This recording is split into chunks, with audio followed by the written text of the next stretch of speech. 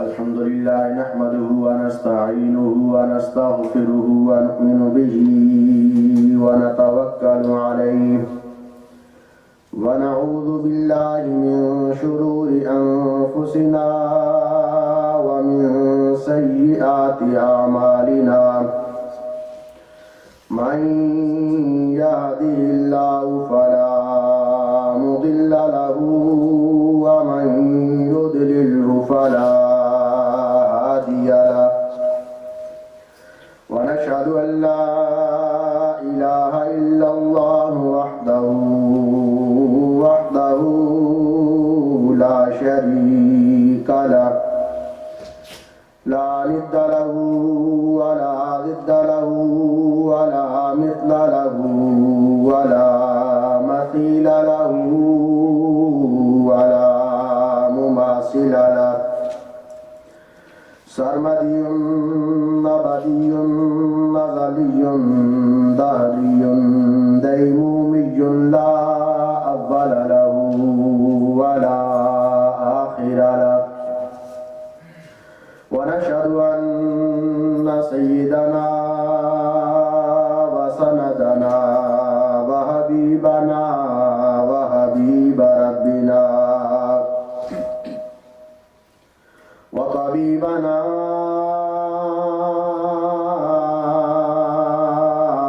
وطبيب قلوبنا قرتنا وقرة عيوننا غوثنا وغيثنا وغياثنا ومغيثنا ملجأنا ومأوانا محمدا عبده ورسوله وصلى الله تعالى عليه وعلى آله وأصحابه الذين هم خلاصة العرب العرباء وخير الخلائق بعد الأنبياء أما بعد فأعوذ بالله من الشيطان الرجيم بسم الله الرحمن الرحيم يا أيها الذين آمنوا كتب عليكم الصيام كما كتب على الذين من قبلكم لعلكم تتقون آمنت بالله صدق الله ومولانا العظيم وصدق رسوله النبي الكريم وقال رسول الله صلى الله عليه وسلم والذي نفس محمد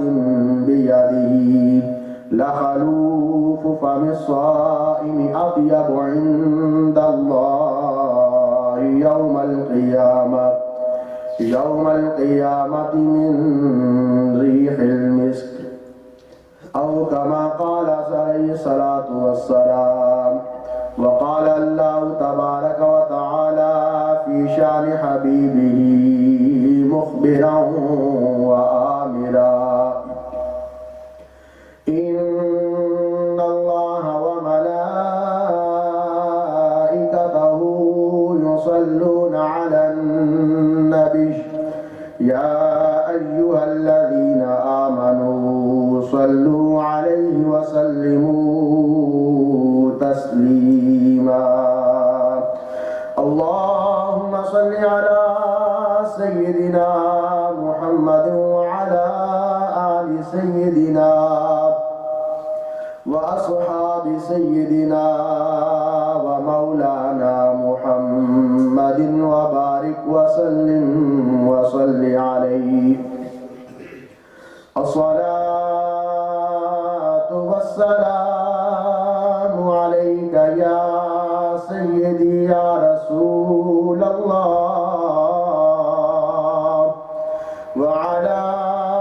آل آلك وأصحابك يا سيدي يا حبيب الله. الصلاة والسلام عليك يا سيدي يا شفيع المذنبين وعلى آلك وأصحابك يا رحمة للعالمين. الصلاة والسلام عليك يا سراج السالكين وعلى آلك وأصحابك يا راحة للعاشقين. مولاي صل وسلم دائما أبدا على حبيبك خير الخلق كلهم. هو الحبيب الذي ترجى شفاعته لكل هول من الأحوال مقتحم. يا أكرم الخلق ما لي من ألوذ به سواك عند حلول الحادث العمم. يا رب بالمصطفى بلغ مقاصدنا واغفر لنا ما مضى يا واسع الكرم. مولاي صل وسلم دائما أبدا على حبيبك خير الخلق كلهم. حمد و صلاة کے بعد واجب الاحترام حاضرین اور سامعین عزیز وقار، اللہ تبارک و تعالیٰ کا بحد و بے شمار احسان ہے کہ خالق کائنات نے، اس مالک ارض و سما نے ہمیں ایک مرتبہ پھر زندگی میں رمضان مبارک کی یہ بابرکت ساعتیں، یہ عظمتوں والی اور رحمتوں اور اللہ کے نور بری یہ گھڑیاں ہمیں عطا فرمائیں، اور ہمیں اس بابرکت مہینے میں صحت و تندرستی کے ساتھ روزہ رکھنے کی توفیق عطا فرمائی۔ اللہ تبارک و تعالیٰ کی بارگاہ میں دعا ہے کہ رب ذوالجلال ہمیں اس بابرکت مہینے میں زیادہ سے زیادہ اپنے ذکر کی، اپنی یاد کی، استغفار کرنے کی، اور یہ جو اس ماہ مبارک میں اس نے ہم پر روزے فرض کیے ہیں، انہیں روزوں کے جو حقوق ہیں ان کے مطابق، اللہ تعالیٰ کے حکم، اس کے فرمان کے مطابق، رسول اللہ صلی اللہ تعالیٰ علیہ وسلم کی سنت مطالعہ کے مطابق ہمیں انہیں پورا کرنے کی توفیق عطا فرمائے۔ سامعین محترم، یہ دنیا ایک گناہ کی گھاٹی ہے۔ انسان جو بھول جانے والا ہے، جس کی فطرت میں گناہ کرنا اور اللہ کی نافرمانی کرنا جس کی فطرت میں شامل ہے، الا ماشاء اللہ، تو جب انسان گناہ کرتا ہے اپنی فطرت کے مطابق، جب اللہ تبارک و تعالیٰ کی نافرمانی کرتا ہے، تو چونکہ اللہ تبارک و تعالیٰ نے انسان کو ہدایت اور بدی کا جو راستہ ہے وہ دونوں دکھا دیے، ان کی پہچان اسے عطا فرما دی، اور قرآن مجید فرقان حمید میں ارشاد فرما دیا وَهَدَيْنَاهُ النَّجْدَيْنِ کہ ہم نے دونوں راستے اس پر واضح کر دیے، ان کی ہدایت اسے دے دی، ان کی سمجھ بوجھ، ان کی پہچان اسے عطا فرما دی کہ ہدایت کا راستہ، نیکی کا راستہ، اللہ تبارک و تعالیٰ کی اطاعت و فرما برداری کا راستہ کدھر جاتا ہے اور انسان کو کس منزل تک پہنچاتا ہے، اور جو بدی کا راستہ ہے، جو اللہ کی نافرمانی کا راستہ ہے، جو گناہوں اور بد اعمالیوں کا راستہ ہے، وہ انسان کو کہاں پہنچاتا ہے۔ وَهَدَيْنَاهُ النَّجْدَيْنِ اب اگر ایک انسان گناہ کرتا ہے، اگر وہ اللہ کی نافرمانی اس سے سرزد ہوتی ہے، تو پھر یقیناً وہ سزا کا مستحق بنتا ہے، وہ اللہ کے عذاب کا مستحق ٹھہرتا ہے۔ اور اگر ایک شخص اللہ تبارک و تعالیٰ کی توفیق سے اگر وہ نیکی کرتا ہے، اگر وہ نیکی کے راستے پہ چلتا ہے، اگر اللہ تبارک و تعالیٰ کی اطاعت و فرما برداری میں وہ زندگی گزارتا ہے، تو پھر یہ راستہ اسے اللہ کی رضا تک اور اللہ کی رضا سے جنت تک لے جاتا ہے۔ لیکن اگر ایک شخص گناہ کرتا ہے، گناہ کے راستے پہ چلتا ہے، اگر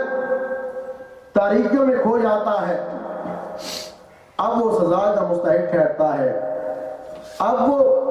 اللہ کے عذاب کا مستحق ٹھہرتا ہے، اب جہنم اس کا مقدر بنتی ہے۔ لیکن اللہ تبارک و تعالیٰ کو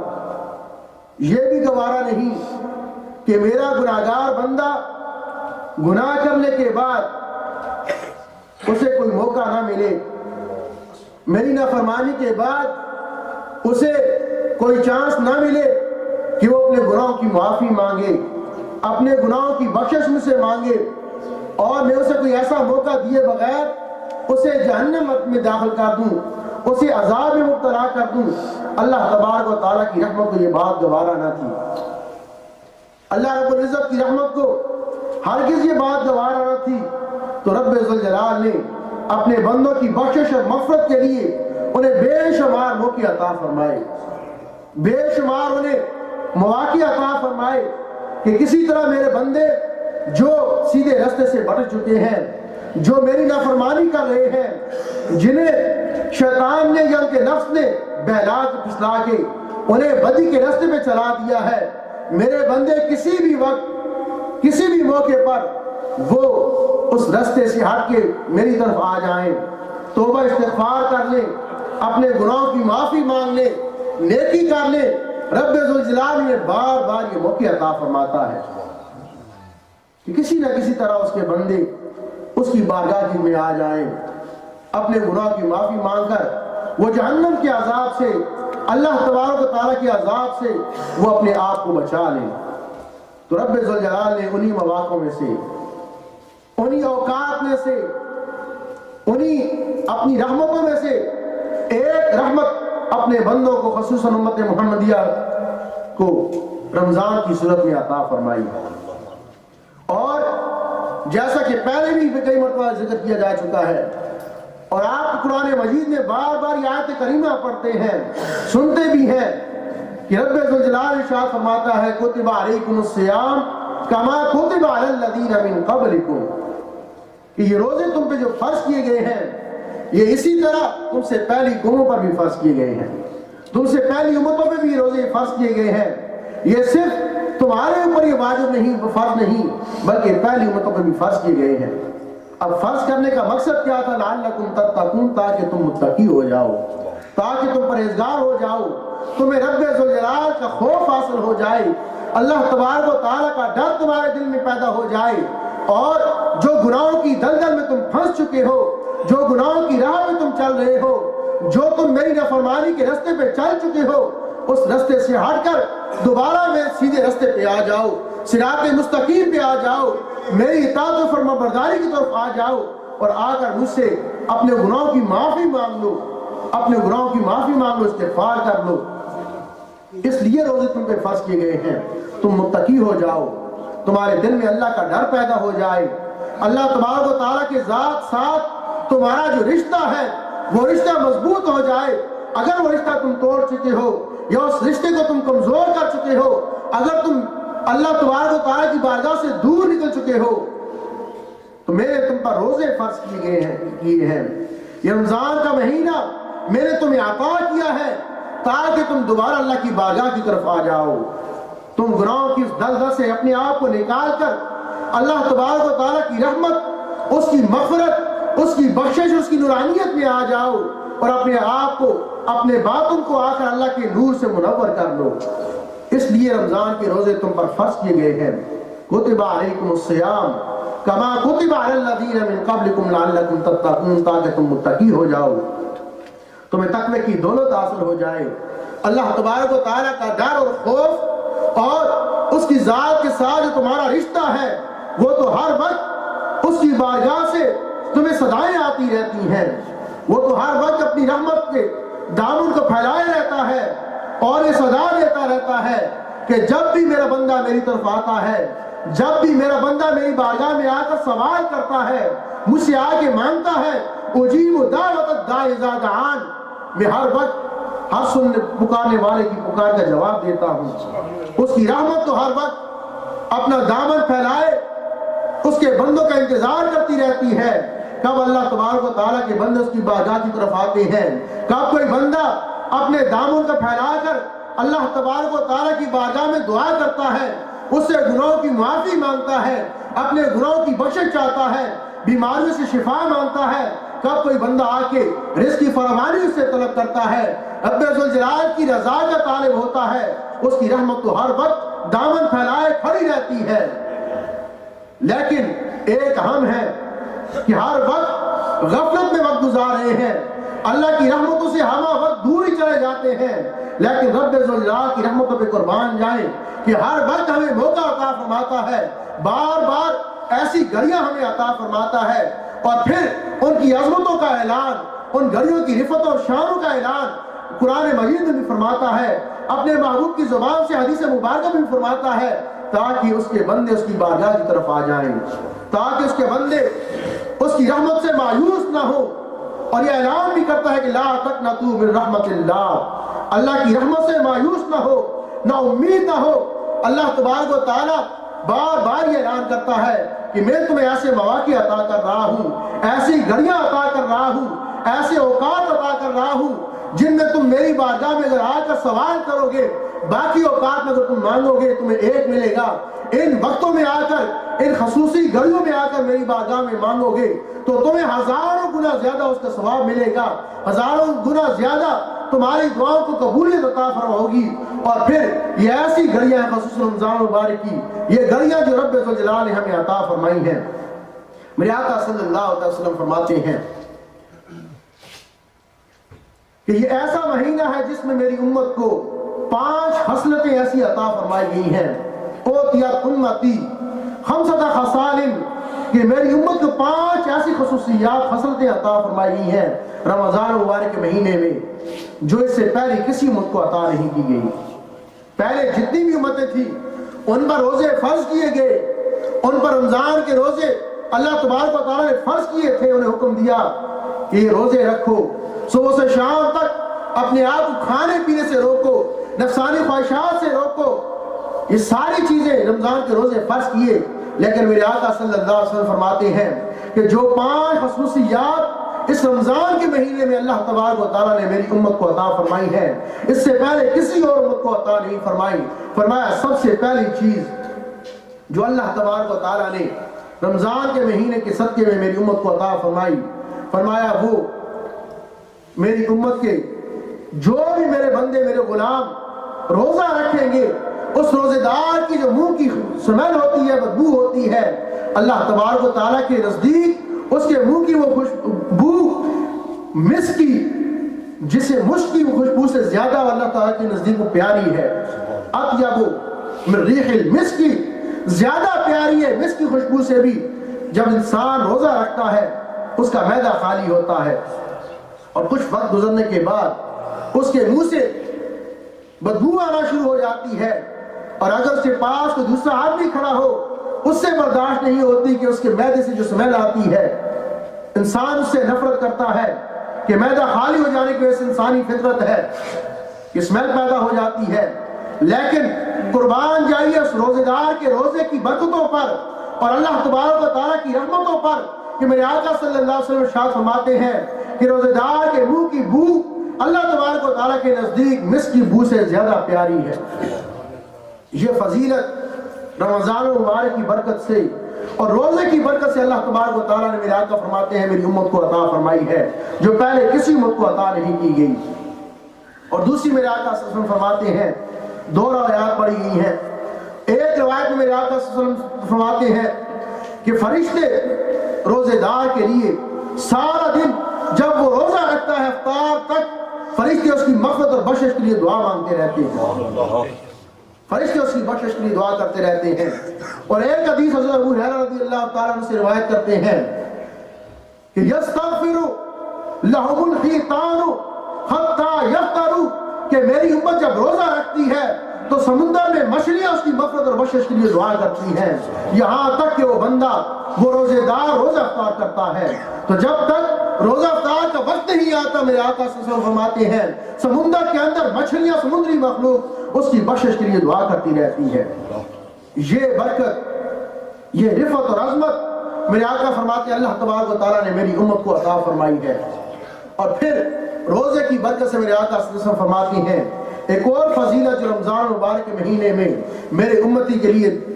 رب ذوالجلال اسے عطا فرمائی ہے. فرمایا ہر روز جنت اس کے لیے مزین کی جاتی ہے، تیار کی جاتی ہے. روزانہ جنت کو سجایا جاتا ہے میرے امت کے ان روزے داروں کے لیے جو اللہ کی رضا کے لیے اس کے حکم کے مطابق رمضان میں روزے رکھتے ہیں. ہر روز اگر 30 دن ہے یا 29 دن ہے رمضان کے، ہر روز جنت کو سجایا جاتا ہے. اور پھر سجانے کے بعد اللہ تبارک و تعالیٰ جنت سے مخاطب ہوتا ہے اور فرماتا ہے کہ اے میری جنت قریب ہی ہے کہ میرے بندے میرے روزے دار بندے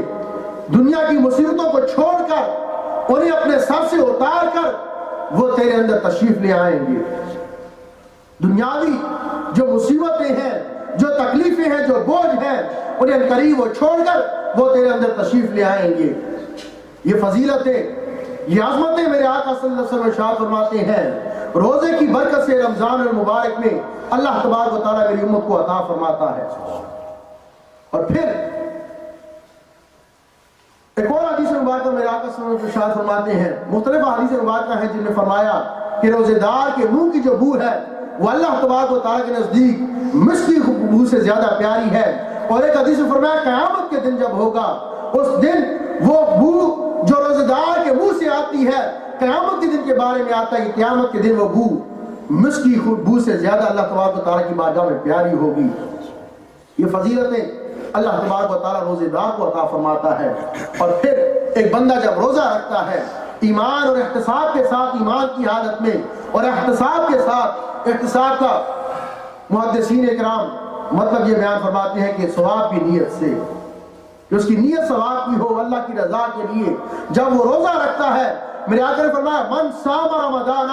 ایمانا و احتسابا غفر له ما تقدم من ذنبه، کہ جو شخص رمضان کا روزہ ایمان اور احتساب کے ساتھ رکھتا ہے اللہ تبارک و تعالیٰ اس کی ساری زندگی کے گناہوں کو معاف فرما دیتا ہے. اس کی زندگی کے سارے گناہ معاف ہو جاتے ہیں. گویا رمضان مبارک کا یہ بابرکت مہینہ یہ ایک ایسی کسوٹی ہے، یہ ایک ایسی اللہ تبارک و تعالیٰ نے چیز بنائی ہے کہ انسان کے سارے گناہوں کو دھو دیتی ہے. جس طرح بھٹی میں ایک لوہار لوہے کو ڈال کر اسے نرم کرتا ہے، اس کے زنگ کو دور کرتا ہے، اور اسی طرح ایک سونے کا جب جولر سونے کو اس بھٹی میں ڈال کر جلاتا ہے، اسے گرم کرتا ہے، پگھلاتا ہے، تو سونے کی جتنی بھی میل کچیل ہے اسے وہ بھٹی دور کر دیتی ہے، ختم کر دیتی ہے، نکال دیتی ہے۔ اسی طرح روزے کو، رمضان کے مہینے کو اللہ تبارک و تعالیٰ نے بھٹی بنایا ہے کہ جب روزے دار روزہ رکھتا ہے، روزے کی تکلیفوں کو برداشت کرتا ہے اور اس بھٹی میں اپنے گناہوں کو جلاتا ہے، جب رمضان کا مہینہ ختم ہوتا ہے تو روزے کی برکت سے اللہ کا وہ بندہ گناہوں سے اس طرح پاک ہو جاتا ہے گویا اس نے کبھی کوئی گناہ ہی نہیں کیا۔ اور پھر اسی طرح رمضان کی برکت ہے، ان روزوں کی برکت ہے کہ اللہ تبارک و تعالیٰ نے رات کے قیام کو جو نفل قرار دیا ہے، اور جس کے بارے میں آقا صلی اللہ علیہ وسلم ارشاد فرماتے ہیں کہ جو شخص رمضان مبارک کی راتوں کو قیام کرتا ہے، من قام رمضان فی رمضان ایمانا و احتسابا، کہ جو شخص رمضان مبارک کی راتوں میں قیام کرتا ہے، نفلی عبادت پڑھتا ہے، یا پھر محدثین کہتے ہیں اس سے مراد چونکہ تراویح کی نماز ہے، جو تراویح کی نماز ادا کرتا ہے، میرے آقا فرماتے ہیں وہ گناہوں سے اس طرح پاک ہو جاتا ہے گویا آج ہی اپنی وہ والدہ کے پیٹ سے اس نے جنم لیا ہے۔ جس طرح بچہ پیدا ہوتا ہے، گناہوں کو کوئی میل کچیل اس کے جسم پہ نہیں ہوتا، وہ ہر طرح کے گناہ سے معصوم ہوتا ہے، میرے آقا فرماتے ہیں جب میرا کوئی غلام، جب میرا امتی روزہ رکھتا ہے، اس روزے کی برکت سے اللہ تبارک و تعالیٰ اور رات کے قیام کی برکت سے رب ذوالجلال اسے گناہوں سے ایسے پاک کر دیتا ہے جیسے آج وہ اپنی ماں کے پیٹ سے پیدا ہوا ہے۔ رمضان کی یہ برکت ہے، یہ وہ بابرکت مہینہ اللہ تبارک و تعالیٰ نے ہمیں عطا فرمایا ہے جس میں یہ ساری فضیلتیں، یہ ساری اللہ تبارک و تعالیٰ کی رحمتیں ہم حاصل کر سکتے ہیں، ہم یہ ساری برکتیں حاصل کر سکتے ہیں، لیکن ضرورت اس امر کی ہے کہ ہم اپنے دامنوں کو کھلا رکھیں، ہم اپنے دامن پھیلا کے اللہ کی بارگاہ میں آ جائیں، اللہ کی بارگاہ میں آ کر استغفار کریں، توبہ کریں، اور یہ بابرکت مہینہ اللہ کی یاد میں گزاریں، اور جو روزے اللہ تبارک و تعالیٰ نے ہم پہ فرض کیے ہیں ان روزوں کو ان کے حقوق کے مطابق، اللہ کے فرمان کے مطابق اور رسول اللہ صلی اللہ علیہ وسلم کی حدیث مبارکہ کے مطابق، آپ کی سنت مطالعہ کے مطابق انہیں گزاریں، یہ ساری فضیلتیں ہمیں حاصل ہو سکتی ہیں۔ یہ روزہ ہمارے گناہوں کی بخشش بن سکتا ہے، ہمارے گناہوں کا کفارہ بن سکتا ہے، اور میرے آقا صلی اللہ علیہ وسلم ارشاد فرماتے ہیں وہ 5 خصلتیں اللہ نے عطا فرمائی، ان میں سے ایک خصلت اللہ تبارک و تعالیٰ نے یہ بھی عطا فرمائی کہ جب رمضان کی آخری رات آتی ہے، اللہ تبارک و تعالیٰ میرے امتیوں کو گناہوں سے پاک کر کے انہیں جنت عطا فرماتا ہے، اور اللہ تبارک و تعالیٰ بے حساب و کتاب گناہگاروں کو جہنم سے آزاد کرتا ہے، ان کے گناہوں کو معاف فرماتا ہے۔ صحابہ اکرام نے عرض کی یا رسول اللہ، یا حبیب اللہ، کیا وہ رات جس میں اللہ تبارک و تعالیٰ بے شمار اور بے حساب گناہگاروں کو گناہ معاف کر کے جنت سے جہنم سے آزادی عطا فرماتا ہے، یا رسول اللہ کیا وہ لیلۃ القدر کی رات ہے؟ میرے آقا صلی اللہ علیہ وسلم نے ارشاد فرمایا نہیں، اے میرے غلاموں، وہ لیلۃ القدر کی رات نہیں بلکہ یہ وہ رات ہے کہ جس طرح ایک کام کرنے والا مزدور اپنی مزدوری ختم کرتا ہے، سارا دن مزدوری کرتا ہے، شام کا جب وقت آتا ہے اس کی مزدوری کے ختم ہونے کا وقت آتا ہے، اور وہ کام کروانے والا اس کا مالک اسے مزدوری دیتا ہے کیونکہ اس کی مزدوری کا وہ وقت ہوتا ہے، اسی طرح رمضان کی آخری رات وہ مزدور کی مزدوری حاصل کرنے والی رات ہوتی ہے۔ جب کوئی بندہ، میرا غلام، میرا امتی سارے مہینے کے روزے رکھتا ہے اور اللہ تبارک و تعالیٰ کی رضا حاصل کرتا ہے، جب آخری رات آتی ہے، جب اس کی مزدوری کا وقت آتا ہے، اللہ تبارک و تعالیٰ اپنی بارگاہ سے اسے مزدوری یہ دیتا ہے کہ اللہ تبارک و تعالیٰ سے جہنم سے اسے آزادی عطا فرما دیتا ہے۔ اگر وہ گناہگار تھا، اگر جہنم اس پہ واجب ہو چکی تھی، تو رب ذوالجلال اسے جہنم سے آزادی عطا کر کے جنت اس کے مقدر میں لکھ دیتا ہے۔ اور پھر ان ساری فضیلتوں سے بڑی، ان ساری چیزوں سے ایک اعلیٰ چیز جو ہے جو روزے دار کو حاصل ہوتی ہے، ایک اور حدیث مبارکہ آپ نے سنی ہوگی، میرے ذہن میں آ گئی کہ جب روزے دار روزہ کھولتا ہے، میرے آقا نے فرمایا کہ اسے 2 خوشیاں حاصل ہوتی ہیں۔ جب وہ افطاری کرتا ہے، افطاری کے وقت اسے 2 خوشیاں حاصل ہوتی ہیں، اس کے لیے 2 مسرتیں ہوتی ہیں۔ ایک مسرت یہ ہوتی ہے کہ اللہ تبارک و تعالیٰ کا دیا ہوا رزق اس کے سامنے ہوتا ہے، اور اللہ کے رزق سے، حلال رزق سے جو اللہ نے اسے دیا ہے، اس سے وہ روزہ افطار کرتا ہے۔ اور دوسرا، جب اس روزے کے بدلے میں اللہ تبارک و تعالیٰ اسے اپنی ملاقات کا شرف عطا فرمائے گا تو اس بندے کو خوشی ہوگی، یہ خوشی اللہ تبارک و تعالیٰ اسے عطا فرماتا ہے۔ ان ساری چیزوں سے بڑھ کر میرے آقا صلی اللہ علیہ وسلم نے ارشاد فرمایا کہ اللہ تبارک و تعالیٰ فرماتا ہے کہ انسان کا ہر عمل جو وہ کرتا ہے، جو بھی نیکی وہ کرتا ہے اس کی نیکی کو 10 سے لے کر 700 تک اس کے ثواب کو، اس کے اجر کو بڑھا دیا جاتا ہے۔ انسان ایک نیکی کرتا ہے، رب ذوالجلال نے امت محمدیہ کو یہ بھی فضیلت عطا فرمائی ہے کہ ایک نیکی انسان کرتا ہے تو اللہ تبارک و تعالیٰ اس کے نامہ اعمال میں 10 نیکیاں لکھ دیتا ہے۔ یہ کم از کم جو اللہ تبارک و تعالیٰ نے نصاب رکھا ہے، یہ رکھا ہے کہ ایک نیکی کوئی کرے گا اسے 10 نیکیوں کا ثواب اللہ تبارک و تعالیٰ عطا فرمائے گا۔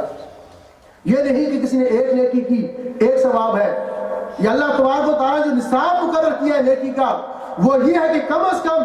جو نیکی کا اسے بدلہ اللہ تبارک و تعالیٰ عطا فرمائے گا وہ ایک نیکی کا بدلہ 10 نیکیوں کی صورت میں عطا فرمائے گا۔ اور اللہ تبارک و تعالیٰ فرماتا ہے کہ اللہ تعالیٰ اس سے بھی بڑھا کر 700 گنا تک ثواب عطا فرماتا ہے۔ کم سے کم جو لمٹ ہے اللہ تبارک و تعالیٰ فرمایا وہ 10 گنا ہے، اور جو زیادہ لمٹ ہے وہ 700 ہے، لیکن اللہ تبارک و تعالیٰ فرماتا ہے وہ اس سے بھی بڑھا دیتا ہے۔ انسان کے خلوص کو دیکھ کر، انسان کے ایک مومن کے تقوی کو، اس کے خلوص کو دیکھ کر اللہ تبارک و تعالیٰ 700 گنا سے بھی زیادہ اس کا ثواب بڑھا دیتا ہے، لیکن یہ عام لمٹ ہے کہ 10 سے لے کر 700 گنا تک اللہ تبارک و تعالیٰ نیکی کا ثواب عطا فرماتا ہے۔ تو میرے آقا صلی اللہ علیہ وسلم ارشاد فرماتے ہیں کہ اس کی نیکی کا، انسان کی نیکیوں کا، ہر بنی آدم کی نیکیوں کا جو ثواب ہے وہ اللہ تبارک و تعالیٰ بڑھا دیتا ہے، بڑھا کے اسے عطا فرماتا ہے۔ لیکن روزہ ایسی نیکی ہے اس کا ثواب جس کی کوئی لمٹ نہیں ہے، جس کی کوئی حد نہیں ہے، اللہ تبارک و تعالیٰ فرماتا ہے کہ روزہ میرے لیے ہے اور اس کی جزا صرف میں ہی دوں گا۔ وانا اجزی بہی، اور اس لفظ کو وانا اجزا بہی بھی پڑھا گیا ہے، دونوں طرح سے پڑھا گیا ہے۔ ایک معنی یہ بنتا ہے کہ اس کا جو بدلہ ہے روزے کا، جو روزے کا جو ثواب ہے وہ میں دوں گا، اور دوسرا یہ بنتا ہے کہ اس کا بدلہ میں ہوں، یعنی بندہ میری رضا کی خاطر سارا دن بھوکا پیاسا رہتا ہے، نفسانی خواہشات سے اپنے آپ کو بچائے رکھتا ہے، عام حالات میں جو کام اس کے لیے حلال ہے انہیں بھی وہ میرے حکم کے مطابق چھوڑ دیتا ہے، روزے کی حالت میں وہ میری اطاعت و فرما برداری کرتا ہے۔ اب اس کا بدلہ یہ ہے کہ بندہ میرا ہو جاتا ہے، میں اپنے بندے کا ہو جاتا ہوں، میں اس بندے کا ہو جاتا ہوں، اسے یہ بدلہ دوں گا کہ میں اس بندے کا ہو جاؤں گا۔ اور اللہ تبارک و تعالیٰ قرآن مجید میں فرماتا ہے اجیب دعوت الداعی اذا دعان، میرا بندہ جب بھی میری بارگاہ میں سوال کرتا ہے میں اسے عطا فرماتا ہوں۔ لیکن یہ بابرکت گھڑیاں رمضان مبارک کی یہ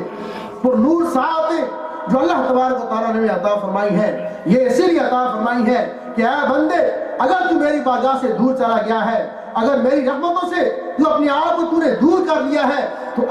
یہ رمضان مبارک کا بابرکت مہینہ میں نے تمہیں ایسا عطا کیا ہے، میری رحمتیں ہر وقت تمہیں گلے لگانے کے لیے دامن پھیلائے کھڑی ہیں، تمہیں آوازیں دے رہی ہیں، صدائیں دے رہی ہیں، میں بھی اپنی شان کے مطابق، اپنی قدرت کے مطابق، اپنی شان کے مطابق آسمان دنیا پر آ کر تجھے صدائیں دیتا ہوں۔ اے بندے، اے بھٹکے ہوئے، راہ سے ہٹے ہوئے، آ میری بارگاہ کی طرف، آ کر میری بارگاہ میں آ کر سجدہ ریز ہو جا، میری بارگاہ میں آ کر آنسو بہالے ندامت کے، پشیمانی کے، میری بارگاہ میں آ کر استغفار مانگ۔ میری رحمت آج جوش پہ ہے، میرے جہنم کے دروازوں کو بند کر دیا ہے، میرے جنت کے دروازوں کو کھول دیا ہے، میرے آسمانوں کے دروازوں کو کھول دیا ہے۔ آپ ان دروازوں سے آ کے اپنے آپ کو اندر داخل کر لے، میری رحمت میں آ کے داخل ہو جا۔ آج تو جتنا بھی گناہ گار ہے، بے شک گناہ گار ہو، لیکن میری رحمت سے زیادہ تیرے گناہ نہیں ہے، آ کر میری رحمت میں آ کے چھپ جا، میری رحمت میں آ کر سما جا۔ اللہ تبارک و تعالیٰ نے یہ بابرکت ساتیں ہمیں عطا فرمائی ہیں،